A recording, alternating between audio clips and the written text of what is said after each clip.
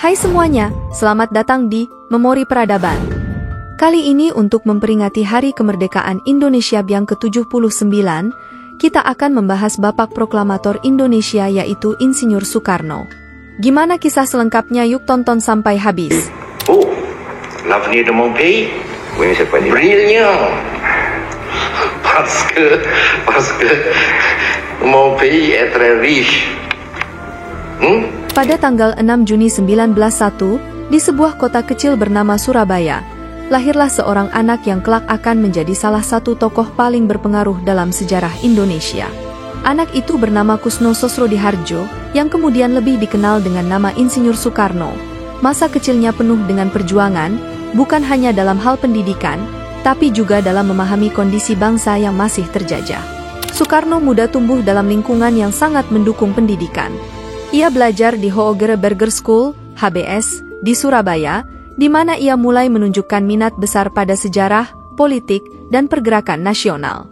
Disinilah ia pertama kali bertemu dengan tokoh-tokoh pergerakan nasional yang kelak memengaruhi pandangannya terhadap perjuangan kemerdekaan Indonesia. Selama masa sekolahnya di Surabaya, Soekarno tinggal di rumah H.O.S. Cokro Aminoto, seorang pemimpin Sarekat Islam yang terkenal. Dari Cokro Aminoto, Soekarno belajar banyak tentang politik dan pergerakan nasional. Cokro Aminoto tidak hanya menjadi mentor bagi Soekarno, tetapi juga menginspirasi visi Soekarno tentang Indonesia yang merdeka dan berdaulat.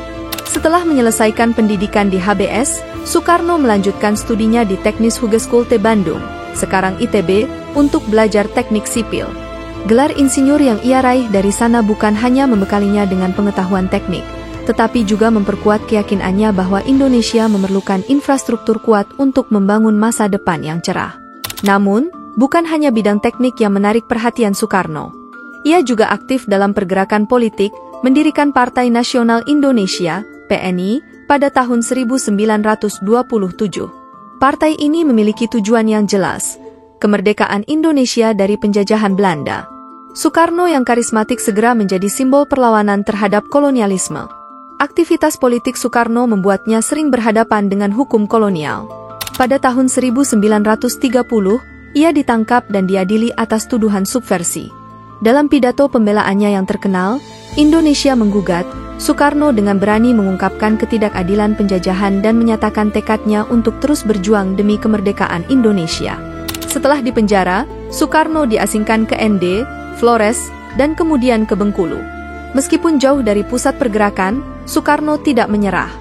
Ia justru memanfaatkan waktu di pengasingan untuk memperdalam pemikirannya tentang nasionalisme dan merancang strategi baru untuk memperjuangkan kemerdekaan.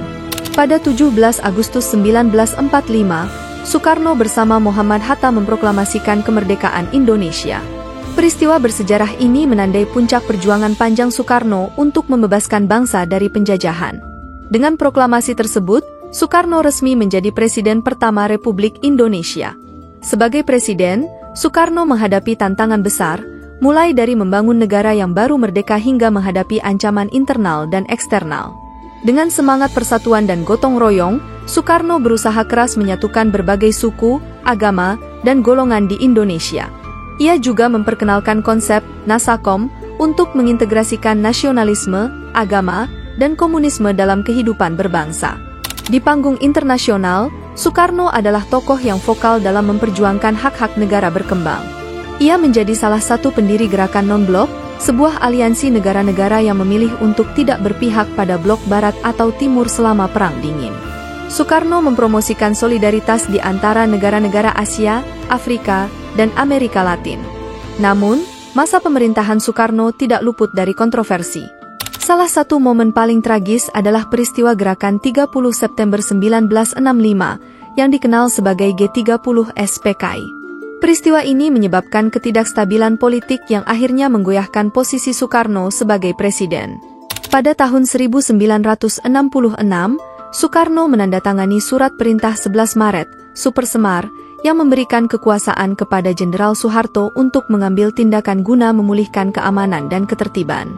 Tindakan ini akhirnya membawa Soekarno pada akhir masa kepemimpinannya dan memulai era baru di bawah pemerintahan Soeharto. Di akhir hidupnya, Soekarno menjalani masa yang sulit.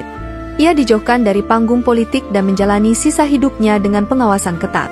Namun, meskipun begitu, warisan Soekarno sebagai bapak bangsa Indonesia tetap abadi di hati rakyat Indonesia. Ia meninggal pada 21 Juni 1970 di Jakarta. Namun semangat perjuangannya terus menginspirasi generasi demi generasi. Warisan Soekarno bukan hanya kemerdekaan Indonesia, tetapi juga gagasan tentang persatuan, keadilan sosial, dan kemandirian bangsa. Ia mengajarkan bahwa kemerdekaan bukan akhir dari perjuangan, tetapi awal dari upaya tak henti untuk membangun bangsa yang berdaulat dan sejahtera. Kesimpulan yang bisa kita ambil dari perjalanan hidup Soekarno adalah betapa pentingnya memiliki visi dan keberanian untuk mengubah keadaan. Soekarno bukan hanya seorang pemimpin, tetapi juga seorang pemikir dan pejuang yang tak kenal lelah. Ia adalah contoh nyata bagaimana keyakinan dan semangat bisa menggerakkan perubahan besar. Dengan segala kelebihan dan kekurangannya, Soekarno tetap menjadi sosok yang akan selalu dikenang dalam sejarah Indonesia. Sebuah figur yang selalu ada di hati rakyatnya, sebagai bapak proklamator dan sebagai simbol perjuangan bangsa. Dan begitulah kisah tentang Insinyur Soekarno, sang bapak bangsa yang memberikan kita kemerdekaan. Kisah ini adalah pengingat bagi kita semua bahwa bangsa yang besar adalah bangsa yang tidak melupakan sejarahnya. Mari kita terus menjaga dan meneruskan semangat perjuangan Soekarno untuk Indonesia yang lebih baik. Terima kasih sudah menonton. Jangan lupa like, komen, share, follow, dan subscribe Memori Peradaban untuk kisah-kisah menarik lainnya.